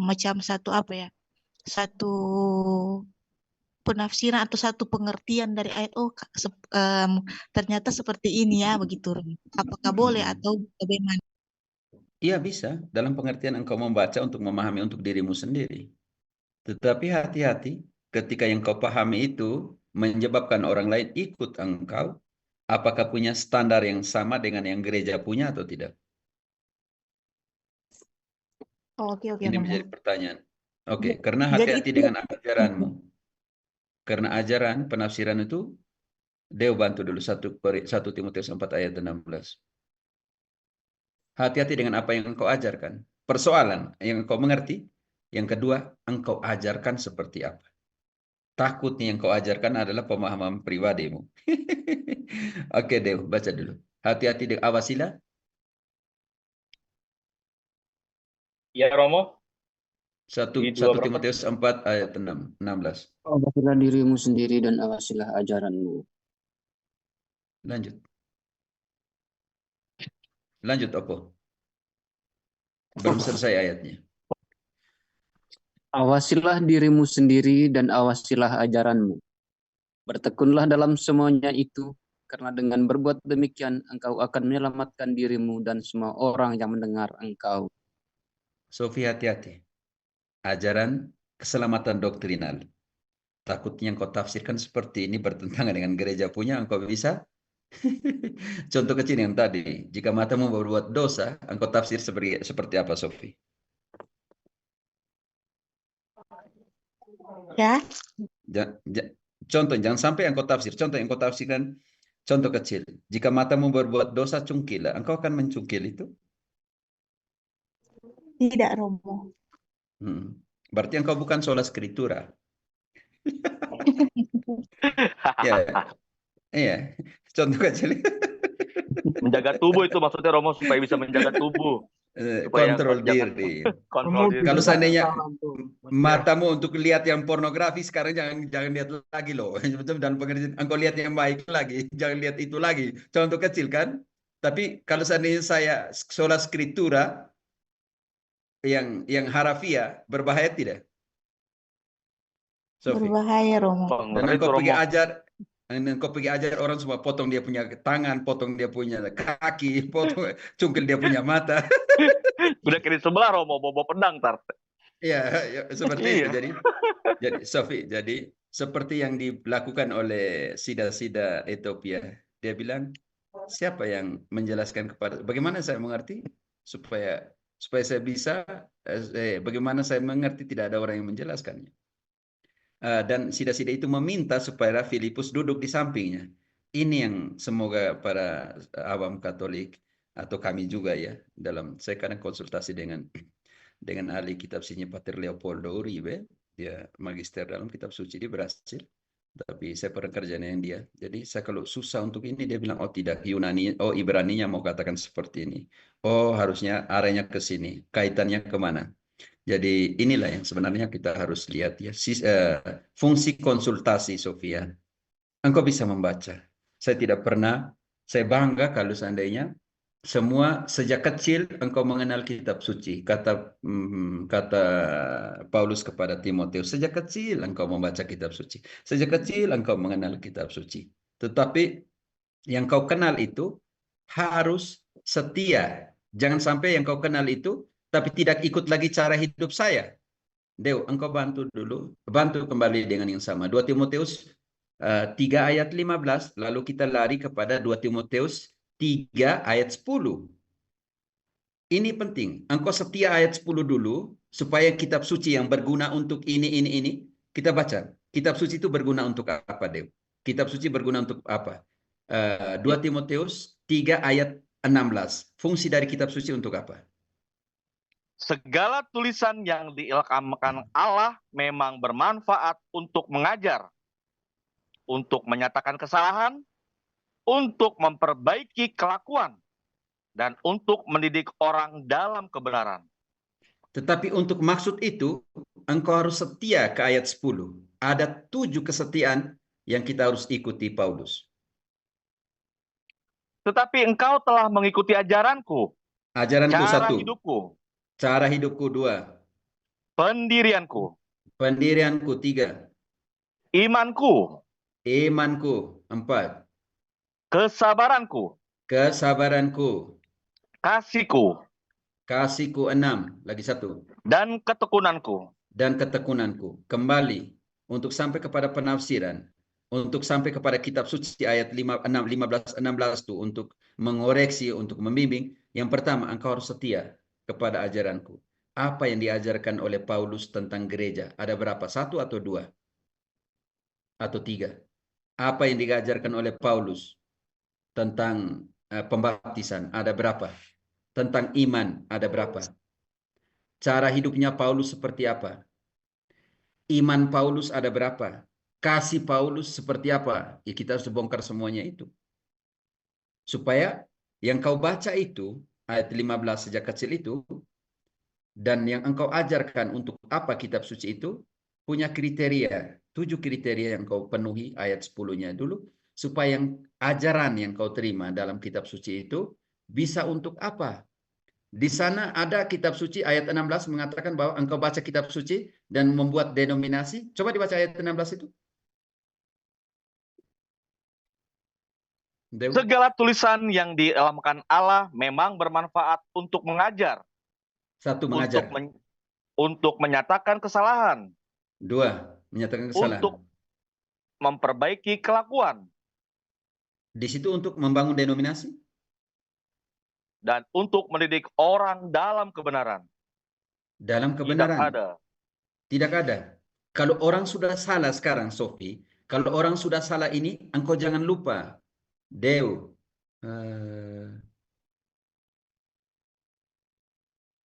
Yakobus 5 ayat 19. Kalau orang sudah salah, apa yang harus kau buat?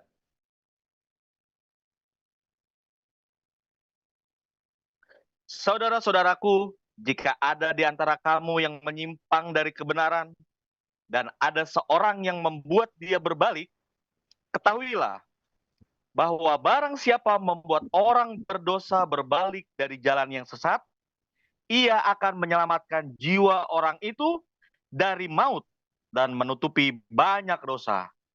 Gunakan kitab suci yang tadi di dalam 2 Timotius 3 ayat 16 tadi untuk mengoreksi mereka, menuntun mereka kepada kebenaran. Jadi kalau seandainya kita Katolik menuntun yang Protestantisme ini untuk kembali kepada kebenaran, kita menyelamatkan jiwanya. Tetapi mereka menggunakan kitab suci untuk menyerang Katolik. Ini kesedihan luar biasa ya, Sofi. Ketika engkau ada di sana juga, engkau pasti merasakan begitu.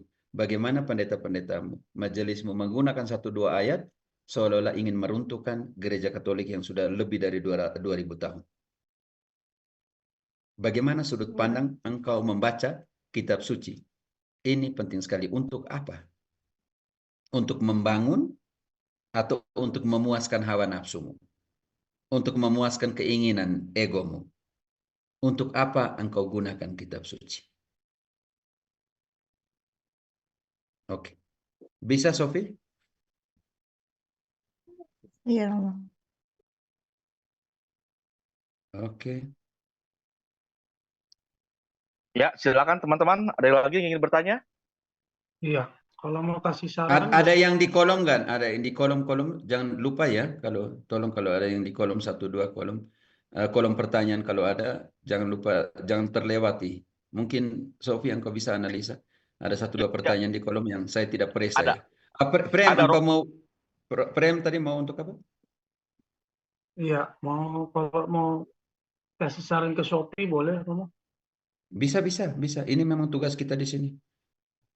Sofi Shopee, dari karismatik. Nampak Jadi nggak kira-kira? Nampak ya? Shopee ya, gambar bisa saya dilihat. nampak. Shopee. Gambar saya nampak. Iya. Iya, saya mau kasih tahu nih. Ini ada KGK. Nanti Shopee bisa beli. Ya, paling Beli belakang ini ini. mana? Iya, Katekismus Gereja Katolik namanya nih. Beli di Don Bosco, Shopee. Di Don Ya. Bosco. Nah, nanti Shopee buka di bagian paling belakang ya. Nanti dia ada indeks kutipan seperti ini.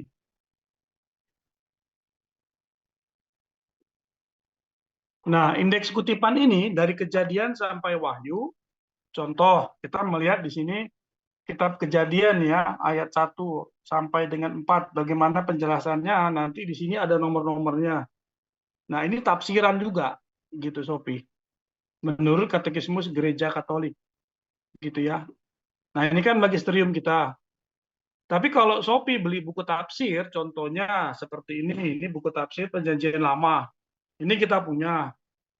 Nah, ini dibutuhkan kerja keras, karena saya udah pernah beberapa kali cek, saya cocokkan dengan KGK, bukan pernah, sering banget ya. Jadi, artinya kalau kita beli buku tafsir, apapun itu, kita butuh kerja keras untuk berpikir lagi gitu ya. untuk istilahnya kita saring lagi gitu. Kalau ini KGK lebih gampang, Shopee lebih mudah memahaminya. Bukan saya merendahkan Shopee, tapi memang butuh kerja keras. Gitu juga dengan kalau kita baca di tafsiran Perjanji Baru, sama juga. Ini lebih tebal juga daripada yang tadi. Jadi butuh kerja keras. Nah, kalau Shopee tafsir Perjanjian Lama yang ataupun baru punya Protestan seperti ini baru dan lama. Saya cek sama kita punya, ini melenceng. Jadi mereka menafsirkan kitab suci ini Perjanjian Lama dan Baru, ini nggak sesuai dengan kita punya di sini Perjanjian Barunya.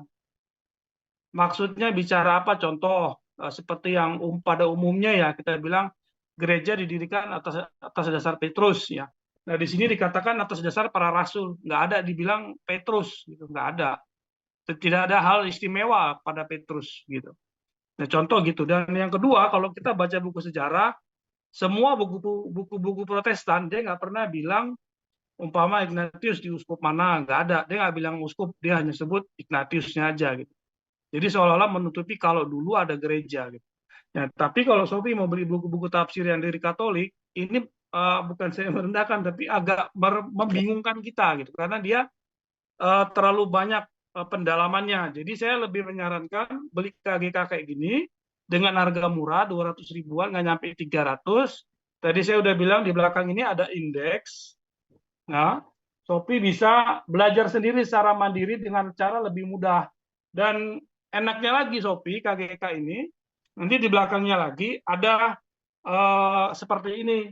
Contoh, Shopee mau belajar gimana sih Bunda Allah atau Bunda Maria, cari kata M. Nah, di sini ada Maria gitu ya. Oh, Maria diangkat ke surga apa? Semua dijelaskan di KGK ini. Cukup dengan 300 ribu Shopee udah pengetahuannya udah lebih dalam. Daripada Shopee mesti uang banyak seperti saya, kecuali kalau memang hobi Alkitab, saya juga masih banyak lagi, masih ada lagi, tapi saya nggak mungkin turunin semua. Saya cuma turunin yang umum aja yang orang pakai ini. Nah ini Shopee buang duit banyak gitu, kecuali kalau memang Shopee betul-betul ya niatnya mau belajar banget nggak apa-apa. Tapi bagi saya, menurut saya tetap ini yang paling baik. Karena ini kan udah sesuai dengan magisterium, nggak bisa melenceng gitu. Makasih Romo. Seperti Shopee mau melawan pendetanya nih Om Prem. Kok tahu Bang Dew? Mulai dari yang sederhana, mulai dari buku umum yang kita punya ya, KGK ya. Jadi Katekismus Gereja Katolik, mulai dari buku peganganmu. Oke. Terima kasih Om. Oke. Terima kasih semua. Iya. Ada. Oh ya, selamat ya, selamat berjuang. Ya, Dew silakan Romo. ada yang. Ya, ada Yuk. pertanyaan Romo. Ada pertanyaan di live chat itu Romo mau tanya ayat di 1 Yohanes 3 bab ayat 2 ya, bab 3 ayat 2 itu setara dengan ayat di Korintus, tetapi saya lupa ayatnya. Bisakah Romo menyebutkan satu Yohanes ya, saya bacakan ya, 1 Yohanes 3 ayat 2. Saudara-saudaraku yang kekasih, sekarang kita adalah anak-anak Allah, tetapi belum nyata apa keadaan kita kelak. Akan tetapi kita tahu bahwa apabila Kristus menyatakan dirinya, kita akan menjadi sama seperti Dia, sebab kita akan melihat Dia dalam keadaannya yang sebenarnya. Oke. 1 Yohanes 3 ayat 2. 3 ayat 2. Ya, 1 Yohanes 3 ayat 2. Larinya ke Kolose 3 ayat 4, Dew. Kolose 3 ayat 4 ya, Romo. Apabila Kristus yang adalah hidup kita menyatakan diri kelak, kamu pun akan menyatakan diri bersama dengan Dia dalam kemuliaannya. Oke. Bisa di situ, dan karena apa? Karena Dia menjadi sulung dari semua saudaranya. Roma 8 ayat 29. Roma 8 ayat. Tidak, yang tanya bisa ditanya bisa sandingan ke Kolose. Kolose 3 ayat 3 ayat 4 bisa mengerti di situ. Oke. Karena baca kembali Kolose 3 ayat 4 lalu sandingkan ke Roma 8 ayat 29, Dew. Ya, Kolose 3 ayat 4. apabila Kristus yang adalah hidup kita menyatakan diri kelak, kamu pun akan menyatakan diri bersama dengan Dia dalam kemuliaan. Oke. Ini menyatakan diri dalam kemuliaan. Karena kita punya hak apa? Oke, haknya, hak ini yang sebenarnya Protestantisme juga harus menganalisa. Roma 8:29. Roma 8 ayat 29. Sebab 29:30 semua ya. orang ya. Sebab semua orang yang dipilihnya dari semula, mereka juga ditentukannya dari semula untuk menjadi serupa dengan gambaran anaknya. Untuk menjadi supaya apa? Serupa dengan gambaran anaknya. Kalau kemuliaan anaknya, kita serupa juga kemuliaan dengan anaknya. Lanjut. Supaya ia, anaknya itu, menjadi yang sulung di antara banyak saudara. Menjadi sulung di antara banyak saudara. Sekarang kita mau lihat apa yang kita bilang, kebanggaan kita di sini nih. Ayat selanjutnya akan menjadi sulung dari antara saudaranya. Penjelasan selanjutnya apa? Dan mereka yang ditentukannya dari semula, mereka itu juga dipanggilnya. Dan mereka yang dipanggilnya, mereka itu juga dibenarkannya. Dan mereka yang dibenarkannya, mereka itu juga dimuliakannya. Kolose 3 ayat 4 tadi, omong yang sama? Kemuliaan? Sama, Romo. Oke. Yang tanya bagaimana? Saudara kita tadi. Ya, Om Gastor sudah terjawab ya. Om Gastor, sambung ke Roma 8 ayat 29-30. Kolose 3 ayat 4, dilanjutkan penjelasan di Roma 8, 29-30. Garis bawahi kemuliaan. Oke. Untuk pertanyaan selanjutnya tadi ada dari Om Alek, penggunaan kata Allah dalam kitab suci itu dari mana, Romo? Oke, dari bahasa Ibrani, teman-teman, kata Allah di dalam Arab, dalam Arabia atau Arab, dia dari kata dua kata ya, Allahu, al artinya dia, ingat Allahu, lahu artinya dewa atau Allah. Jadi dia adalah Allah, Allahu. Tetapi itu ingat bahwa Islam itu lahir tahun sekitar abad ke-5-6. Sedangkan Paulus sudah pergi mewartakan Injil ke tanah Arab, Galatia 1 ayat 17, Deo. Galatia 1 ayat 17. Kemana Paulus pergi? Juga aku tidak pergi ke Yerusalem mendapatkan mereka yang telah menjadi rasul sebelum aku. Tetapi aku berangkat ke tanah Arab. Kemana? Dan tanah Arab. Kemana? Tanah Arab. Garis bawahi, kemana? Tanah Arab. Ini tahun berapa nih? Belum nyampe tahun 100 nih. Tahun 60 juga belum nyampe nih. Sudah ada berarti dia. Tanah apa? Tanah Arab. Dan keislaman itu lahir di abad ke-5 dan abad ke-6 setelah Kristus. Sedangkan Pater jawabnya gini. Tanah Arab, ya Habibi. Ke tanah Arab. Jadi kalau kita tanah Arab mengenal penginjilan pada saat itu. Dan ketika Paulus pergi ke sana, dia akan membawa kata-kata ini tentang Allah. Elohim atau Eloha. Jadi di dalam bahasa Ibrani, kata dasar Allah yang tunggal itu Eloha. Sedangkan dia, karena di dalam kitab suci perjanjian lama, dia tidak sebut Eloha. Kenapa? Dia sebut Elohim. Elohim itu jamak dari Eloha. Sedangkan akar Aramik dia sebut Allah. Ayo, mana yang lebih dekat nih? Ternyata kalau orang Indonesia sebut Allah, dia lebih kepada Aramik. Ini yang bahasa yang namanya Proto-Semik. Jadi kalau seandainya Islam mati-matian bahwa Katolik pakai Allah, mereka harus kembali kepada Yudaisme yang lahir ribuan tahun sebelum keislaman. Yang tanya bisa mengerti? Jadi akarnya Eloha, akarnya Allah dalam pengertian Aramik. Jadi tidak benar bahwa itu kata Arab. Kalau seandainya itu Arab, bagaimana dengan Kristen yang ada di Timur Tengah? Bagaimana dengan Katolik yang omong bahasa Arab? Apakah mereka harus menghilangkan itu di dalam bahasa Arab? Kan lucu. Itu bahasa Indonesia loh. Dan mereka kata Allah, bukan Allah. Teman-teman Muslim di Indonesia kan ngomong seperti Allahu Akbar. Allahu Akbar. Bukan Allah. Mungkin ada komen, silakan teman-teman. Makanya kalau kita mau tahu lebih tuanya mana? Lebih tuanya mana? Alex, siapa yang lebih tua? Islam atau Yudaisme? Jauh Romo. Yudaisme. Tuh Om Prem tuh Om Prem mau ada tambah. VT-nya Oke. tuh. Om Prem, silakan Om Prem. Prem, Dia tambah, udah tambah di situ, Om Prem. Prem tuh. Ayo Prem, tambah. Apa tuh mau? Tadi bilang kamu mau tambah-tambah apa, Prem? Yang Oh, Tambah aja. Allah. kalau yang lebih pamungkas kalau mau dibilang Tuhan Yesus turun dengan para kudus tuh jangan itu, kalau itu kan umum. Saya kasih yang nggak umum aja. Buka 1 Yudas 1 ayat 14-15. Baca tuh. Bentar ya, saya buka ya. Saya buka kitab dulu. Terima kasih ya, bertahan ya, teman-teman Katolik.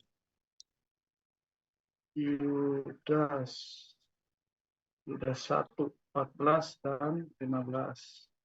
Juga tentang mereka, Henok, keturunan ke-7 dari Adam telah bernubuat, katanya, sesungguhnya Tuhan datang dengan beribu-ribu orang kudus. Ini jelas orang, bukan malaikat di sini. Jadi kalau mereka menolak orang kudus, ketokkan aja kepalanya, suruh dulu hapus ayat ini. Hapus Paulus punya juga yang 1 Tesalonika 3:13. Hapus saja. Yang akan datang dengan semua orang kudusnya. Sofi mau protes, silakan Sofi. Buka mic, mau protes, tidak apa. Acara bebas. Sorry, yang mau bercanda tadi. Jangan ambil hati, saya bercanda, sorry. Romo, itu yang tadi tentang apa, yang kata-kata Arab itu, jadi teringat yang kemarin kan Romo Patris bilang, nanti kalau salah Romo ralat ya. Ini istri pertama dari nabinya mereka kan, yang Khadijah itu kan apa tuh Romo? Kalau tidak salah omnya itu dari apa? Nestorian kan Romo? Nestorian. Berarti Nestorian itu dari Protestan atau bagaimana Romo? Nestorian tuh yang keluar dari kekatolikan. Nestorian tahun berapa ya teman-teman? Sebentar. 451. Ya, dia juga Nestorian juga mengajukan banding ke Roma. Dia mengajukan banding ke Roma untuk menerima ajarannya. Roma tolak. Dia buat karena Roma jadi apa? Jadi apa namanya? Jadi pengadilan tertinggi. Jadi Sofi, bayangkan Nestorian ya. Jadi kalau kita bayangkan kalau Khadijah dia Nestorian kan dia ke Kristen tetapi isme, namanya kecenderungan. Isme itu kecenderungan. Seperti apa ya? Kita mau jelaskan. Ajaran, tapi bukan penafsiran kitab suci yang seperti dalam pengertian bebas seperti Luther ya. Maksudnya dia ambil satu bagian, dia bilang tidak. Menurut saya seperti ini. Dia ambil menurut saya seperti ini. Lalu dia untuk pembenaran itu dia mengajukan banding ke Roma. Isme, paham atau ajaran, oke. Kecenderungan ke arah sana. Jadi pahamnya Nestor. Jadi Nestorian ajar seperti apa. Nanti engkau buka semua, saudaraku Sofi. Jangan bilang Protestan, karena Protestan belum lahir. Tahun itu Protestan sudah lahir? Belum. Oke, ada yang mau Belum, tambah tentang Nestorian untuk Sofi, nanti Sofi mungkin belajar sendiri Nestorian. Iya, jadi Kak Sofi mungkin bisa baca nanti hasil konsili Efesus 4:31. Nah, di situ nanti dikatakan namanya ada jadi inilah yang dikatakan Nestorian, Gereja Timur Assyria. Jadi nanti baca hasil konsili Efesus 4:31 apa hasilnya. Nah, disitulah dia menolak, dia keluar. Dikatakan gereja apostolik Assyria. Jadi nanti baca aja gitu, banyak kok literasinya. Jadi itu dikatakan gereja Halo. Nestorian. Deo Gracia terpotong. Ulang kembali. Mungkin terpotong. Oh ya, baik Roma. Jadi kalau dikatakan Nestorian ya, itu merupakan salah satu gereja apostolik yang tentunya menolak hasil konsili Efesus 4:31. Jadi dikatakan gereja non-Efesian atau paling banter dikenal sekarang dikatakan gereja apostolik Assyria. Nah, jadi Kak Sophie bisa baca dulu hasil konsili Efesus, nanti poin-poinnya apa-apa yang ditertera di situ, makanya dia nggak menerima isi di dalam, sehingga itu kan dari hasil dari Uskup Nestorius, uskup yang berada di timur. Iya. Santo Cyrilius dia bantah Nestorius ya. Lalu Nestorius emosi, dia tahu kepada siapa dia harus banding. Dia laporkan Santo Cyril ke Roma. Mau banding, karena dia uskup juga. Ternyata Roma lebih memihak kepada Santo Cyrilius dan mengkondenasi Nestorian ya. Jadi begitulah prosesnya. Dia tahu kepada siapa dia harus banding. Roma. Itu loh Nestorian dia buat begitu, Nestorius. Dia banding ke Roma untuk membenarkan ajarannya, ternyata Roma juga tolak. Dan menerima lebih kepada Santo Cyril ya, Santo Cyril atau gimana bahasa Indonesia Cyril untuk menerima Santo Cyril Roma. Santo Cyril, oke. Dia Iya. Roma memihak kepada Cyril dan mengancam Nestorius. Oke. Jadi Bayangkan Roma berbicara, masalah teratasi. masalah Selesai. Tapi dia jadi lagi pengadilan. proses ya, Om Leo. Lagi proses sama Vatikan kan. Nah, dari Lagi proses. Oke. Jadi tergenaplah apa yang dikatakan Yesus ya dalam Matius 16:19. Akan kuberikan kunci kerajaan Allah. Apa yang kamu buka dan apa yang kamu tutup. Karena itu nama Kefas di dalam selain Petra atau Petro di dalam Yunani koine Petra Kefas itu diterjemahkan juga sebagai Persefos. Persefos itu adalah dua batu yang dimiliki oleh seorang hakim pada saat itu. Batu putih dan batu hitam. Ketika dia hakim membebaskan sebuah perkara, maka diberikan Persefos batu putih. Sedangkan ketika dia tidak membebaskan sebuah perkara, maka dia akan memberikan batu hitam. Di sini bagaimana Yesus sendiri memberikan otoritas kepada Petrus untuk penyelesaian perkara. Tidak mudah, tidak main-main. Makanya Roma jadi pengadilan terakhir dan tertinggi dalam urusan iman dan moral. Yesus sudah merencanakan semuanya. Oke, Deo, gracias, silakan. Ya, mungkin saya tambahkan sedikit. Jadi Kak Sophie, jadi setelah konsili itu, makanya nanti ada beberapa gereja yang beraliran Nestorian, ya. Contohnya gereja Kaldea yang kembali dari tahun 1830, yang dulunya adalah gereja Nestorian atau gereja Assyria Timur atau dikatakan Ortodoks Assyria Timur yang pusatnya di Irak. Makanya dia kembali ke Roma. Jadi itu, harus dibedakan juga kapan dikatakan gereja Kaldea yang in communion dengan tahta Petrus, mana yang masih di luar dari tahta Petrus, yang tentunya dikatakan gereja non-Efesian atau gereja Assyria gitu. Terima kasih. Oke, jadi kalau Sophie tanya bahwa Nestorian itu Protestan, Protestan lahir mulai dari 1517 ke Sophie. Berarti Romo di luar gereja Katolik itu yang kayak pecahan begitu, Romo secara tidak langsung menghasilkan suatu ajaran yang lebih jauh lagi ya, Romo. Iya, Sophie. Selamat datang di. Oke, lanjut ya. Iya, sebenarnya kalau kita lihat telisik dari suksesi apostoliknya, maka itu dia dari Santo Tadeus dan Santo Andreas dari suksesi apostolik gitu. Kalau dikatakan Nestorius, gereja apostolik Nestorius. Jadi setiap kepatriarkan itu ada, kalau posisi timur itu ada bisa dicek suksesi apostoliknya, misalnya dari Armenia dari Santo Gregorius, Alexandria atau Koptik dari Santo Markus, atau dikatakan sekarang di Mesir, Antioquia, tentu dikatakan Suria Barat itu Santo Yakobus, lalu Bizantium tentunya bersumber dari Antioquia. Jadi gitu, jadi jelas suksesi apostoliknya. Nah, kalau abad 16 nggak tahu jelas dari mana ya.